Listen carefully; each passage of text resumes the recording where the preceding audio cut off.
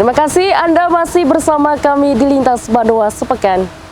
Pemirsa, Dinas Perkebunan dan Peternakan Provinsi Kalimantan Selatan pada tahun 2024 tetap fokus pada pengembangan 4 program prioritas yang sudah berjalan di tahun 2023. Dinas Perkebunan dan Peternakan Provinsi Kalimantan Selatan pada tahun 2024 tetap berkomitmen mengembangkan 4 program prioritas yang saat ini sudah berjalan. 4 program prioritas tersebut yakni Sistem Integrasi Kelapa Sawit, Sapi Berbasis Kemitraan Usaha Ternak Inti Plasma atau Siska Kuinte, Sistem Integrasi Itik Lahan Rawa dan Lahan Kering atau Siti Hawalari. Selanjutnya yakni intensifikasi dan diversifikasi tanaman karet melalui inovasi Bank Sibon Berkaret, serta pengembangan tanaman kopi terintegrasi melalui inovasi Bank Kodim. Setidaknya hal itu disampaikan Kepala Dinsbunak Kalsel Dr. Hewan Suparbi saat gelaran sosialisasi program dan kegiatan perkebunan dan peternakan tahun 2023 di kantor setempat Jalan Ahmad Yani, kilometer 35, Loktabat Utara, Kota Banjarbaru, Selasa 5 Desember 2023. Lebih jauh, Suparmi mengatakan untuk menjalankan program tersebut menerapkan konsep pentahelik atau multi pihak untuk meningkatkan kesejahteraan peternak dan perkebun. Jadi kita menyasar pada generasi milenial karena kita menciptakan program yang mengedepankan entrepreneur, mengedepankan usaha. Jadi tidak lagi berbasis individual atau kelompok. Kita kuatkan lagi kelembagaan menjadi korporasi, menjadi klaster dengan keterlibatan generasi milenial. Kenapa? Karena semuanya adalah menuju berbasis teknologi informasi dan itu yang menguasai adalah para generasi milenial. Dengan surplus yang modern, dengan teknologi peternakan seperti di Siska Kuinte itu memeliharanya dengan menggunakan electric fence seperti di negara-negara yang mengembangkan REN, dengan pola pelayanan menggunakan portable yard, dengan menggunakan pakan ternak yang semuanya industri, menggunakan pabrik mulai skala mini sampai skala besar. Di Karet pun demikian, kita bangun semua berbasis diversifikasi terintegrasi dengan keterlibatan teknologi informasi. Kegiatan sosialisasi juga diisi dengan pemaparan dari Kepala Dinas Komunikasi dan Informatika Provinsi Kalsel Muhammad Muslim, Kepala Biro Administrasi Pimpinan Provinsi Kalsel Berkatullah, Kepala Bidang Lingkup Disbunak Provinsi Kalsel, serta puluhan wartawan dari media cetak, elektronik, dan online. Muhail, Banjar TV. Kita ke informasi lain. Pemirsa, dalam upaya menyediakan wadah bagi warga terlantar, Pemko Banjarmasin melalui Dinas Sosial meresmikan gedung shelter di rumah singgah di Jalan Gubernur Subarjo, Lingkar Selatan, Banjarmasin. Pemerintah Kota Banjarmasin melalui Dinas Sosial setempat Rabu 6 Desember menggelar peresmian gedung shelter rumah singgah berlokasi di Jalan Gubernur Subarjo nomor 2, Lingkar Selatan, Banjarmasin. Peresmiannya dilakukan langsung Wali Kota Ibnu Sina serta dihadiri sejumlah pejabat, termasuk Wakil Wali Kota Arifin Nur dan Kepala Dinas Sosial Doli Syahbana, serta Ketua Tim Penggerak PKK Kota Banjarmasin, Hajah Siti Wasilah. Pada kesempatan itu, Wali Kota menekankan pentingnya keberadaan shelter sebagai wadah bagi warga yang membutuhkan perhatian khusus, seperti lansia terlantar, disabilitas, dan anak jalanan terlantar.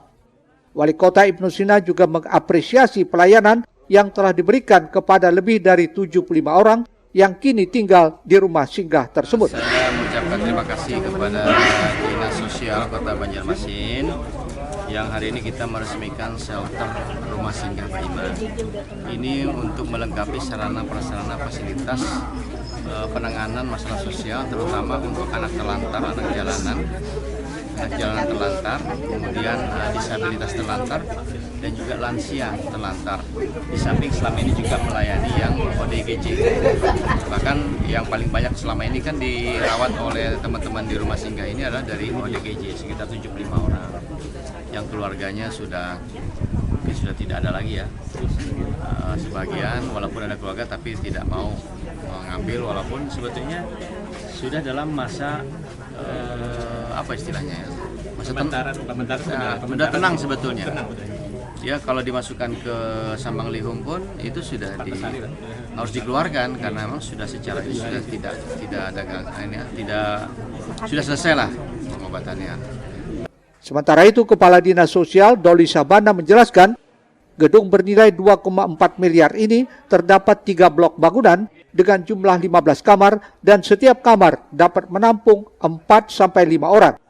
Adapun yang dapat ditampung yakni orang dengan gangguan jiwa, lansia terlantar, serta anak jalanan hasil razia. Saat ini sedikitnya ada 26 jenis layanan yang disediakan di bawah tanggung jawab Dinas Sosial. Melalui kebijakan itu diharapkan dapat membantu menangani sebagian warga yang memerlukan layanan di tengah upaya Pemko Banjarmasin meningkatkan pelayanan kepada warga terlantar. Ridho melaporkan untuk Banjar TV. Sementara itu, pemirsa, Banjarmasin kini memiliki mal pelayanan publik usai diresmikan Wali Kota Ibnu Sina yang berlokasi di lantai dasar gedung X Mitra Plaza di Jalan Pangeran Antasari, Banjarmasin Tengah. Mal pelayanan publik MPP yang berada di lantai dasar bekas Mitra Plaza, Kecamatan Banjarmasin Tengah, kini telah resmi beroperasi setelah secara langsung diresmikan Wali Kota Banjarmasin Ibnu Sina pada Kamis 7 Desember 2023. Pembangunan MPP ini merupakan salah satu prioritas utama pemerintah Kota Banjarmasin. Hal ini mengingat sejak tahun 2019, pemerintah kota menerima instruksi dari Kementerian Pendayagunaan Aparatur Negara dan Reformasi Birokrasi Kemenpan RBRI untuk membangun MPP. Sementara itu, Ibnu Sina mengungkapkan bahwa hari ini merupakan momen istimewa, mengingat proses pembangunan MPP ini tidaklah mudah. Namun berkat komitmen bersama antara pemerintah Provinsi Kalimantan Selatan dan pemerintah Kota Banjarmasin, akhirnya MPP dapat terwujud. Diharapkan hadirnya MPP di Kota Banjarmasin dengan 17 instansi di dalamnya, sehingga memiliki daya jangkauan yang luas, dapat memberikan pelayanan yang cepat, mudah, nyaman, dan aman kepada masyarakat Kota Banjarmasin. Ya, bisa melayani 150 perizinan di sini. Kemudian ada 17 instansi yang bergabung, sehingga sangat memudahkan masyarakat untuk bisa datang ke suatu tempat berurusan semua aspek. Nah, dengan kehadiran ini berharap bahwa pelayanan semakin mudah, semakin cepat, dan terpadu.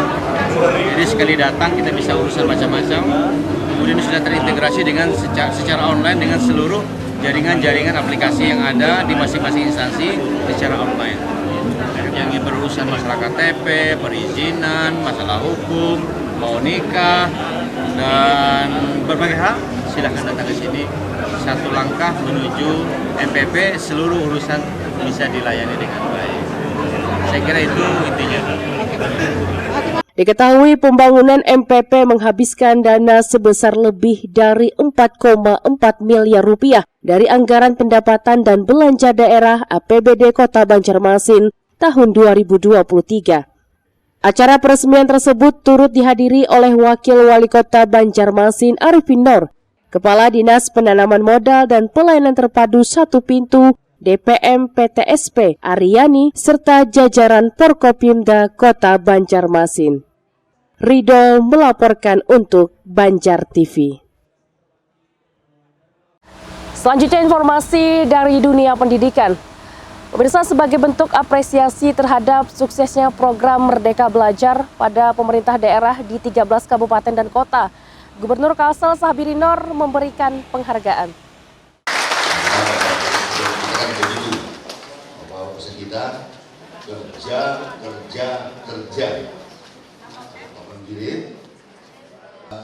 Pemberian penghargaan apresiasi Merdeka Belajar untuk pemerintah daerah dapat semakin memperkuat kerjasama, sinergitas, dan kolaborasi dalam upaya terus meningkatkan kualitas pendidikan di Banua dan Indonesia.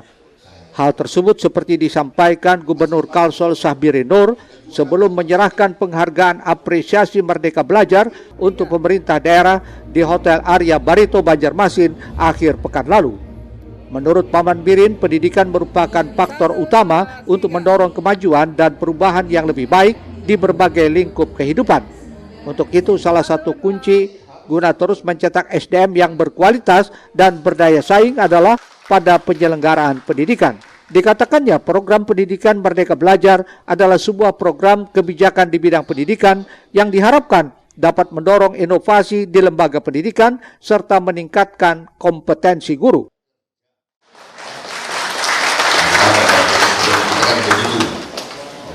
Kita kerja, berdiri,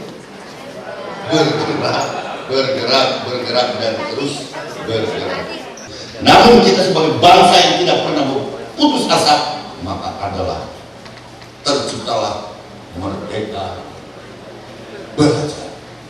Mudah-mudahan ini jadi embrio memberi semangat kepada kita semua. Karena kata kuncinya sukses itu belajar, tidak ada kata lain. Dalam kesempatan itu, Paman Birin mengucapkan terima kasih dan apresiasi kepada semua pihak yang dengan penuh semangat mendukung dan berkomitmen untuk mewujudkan lingkungan pendidikan yang lebih inklusif, responsif, dan relevan dengan kebutuhan peserta didik. Harapannya, apresiasi yang diberikan dapat menjadi motivasi untuk terus berinovasi dan terus bergerak, serta memperkuat sinergi dengan stakeholders dalam mencapai tujuan bersama, yaitu mencetak generasi yang cerdas, berdaya saing, dan siap menghadapi tantangan di masa depan. Muhail, Banjar TV. Selanjutnya, pemirsa, Balai Pendidikan Guru Provinsi Kalimantan Selatan melalui Dinas Pendidikan dan Kebudayaan HSS melaksanakan lokakarya 7 Festival Panen Hasil Program Pendidikan Guru Penggerak Angkatan 8. Penjabat Bupati HSS Hermansyah hadir dalam lokakarya 7 Festival Panen Hasil Program Pendidikan Guru Penggerak Angkatan 8 Kabupaten HSS. Lokakarya 2 hari itu, yakni 2 dan 3 Desember lalu, menampilkan berbagai karya tulis dan karya seni. Hasil panen guru penggerak ini merupakan aksi nyata dari para calon guru penggerak mengikuti program selama 6 bulan yang 23 pesertanya berasal dari para guru TK, SD, SMP, hingga SMA se-Kabupaten HSS. Aksi nyata ini diimplementasikan di sekolah untuk kemudian dipaparkan dalam posisinya untuk menggerakkan para pelajar supaya mampu menjadi pelajar yang memiliki profil pelajar Pancasila. Luar biasa guru penggerak yang ada di Kabupaten Selatan, mereka sudah mampu menampilkan kreasi-kreasi terbaik, karya-karya terbaik, modul-modul pembelajaran terbaik. Mungkin akan menggunakan bagaimana agar metode pembelajaran untuk kurikulum Merdeka ini bisa mencapai hasil yang diharapkan. Itu harapan kita ke depan, guru-guru kita ini akan semakin banyak karya lagi yang diberikannya, dan harapan kita bimbingan, motivasi, kolaborasi, dan sinergisitas dari seluruh jajaran, termasuk jajaran dinas pendidikan, kita sangat menginginkan. Kemudian nanti pemerintah kabupaten juga akan memberikan stimulus, baik itu berupa sarana maupun nanti mungkin pendanaan lainnya melalui APBD. Sementara itu, Kepala Balai Guru Penggerak Kalsel Abdul Kamil Marisi mengaku para guru penggerak ini telah berhasil menunjukkan karya-karya terbaiknya dengan berbagai inovasi dalam bidang pendidikan sehingga dapat meningkatkan kualitas pendidikan di Kabupaten Hulu Sungai Selatan.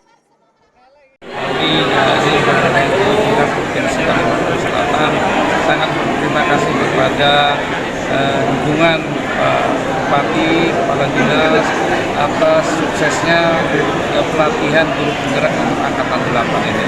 Alhamdulillah guru-guru penggerak Angkatan 8 ini menunjukkan karya-karya terbaiknya dan inovasi-inovasi pendidikannya. Sehingga dengan inovasi-inovasi ini bisa meningkatkan kualitas pendidikan dan pembelajaran khusus di Kabupaten Hulu Sungai Selatan.